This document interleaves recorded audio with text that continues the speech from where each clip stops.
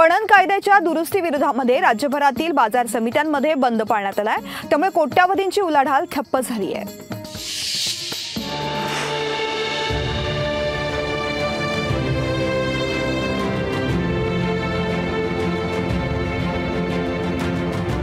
कृषी उत्पन्न पणन अधिनियम विधेयकाविरोधात बाजार समित्यांनी बंड पुकारले।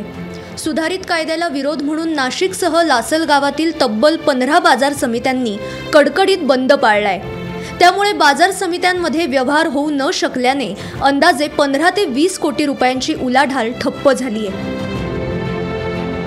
बाजार समित्यांचं केंद्रीकरण करणारं विधेयक मागे न घेतल्यास बाजार समित्यातील सर्वच घटकांचं अस्तित्व संपुष्टात येणार आहे।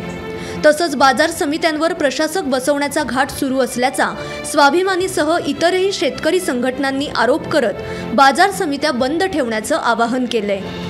राज्यातील बाजार समित्या बंद ठेवण्याचे आव्हान या शेतकरी संघटनांनी केले असून नाशिक जिल्ह्यातील जवळपास लासलगावसह 15 बाजार समित्यांमध्ये याचा प्रतिसाद मिळत आज शुकशुकाट बघायला मिळत आहे। आणि त्याचाच एक परिणाम म्हणजे या जिल्ह्यातील बाजार समित्यांचा जर विचार केला तर 15 ते 20 कोटी रुपयांची उलाढाल ही ठप्प झाली आहे। या आवाहनाला जवळपास सर्वच बाजार समित्यांनी प्रतिसाद दिलाय। त्यामुळे येत्या काळात बाजार समित्यांबाबत सरकार काय निर्णय घेतं याकडे शेतकऱ्यांसह व्यापारीही लक्ष ठेवून असणार आहेत। विशाल मोरे, मालेगाव, लोकशाही मराठी।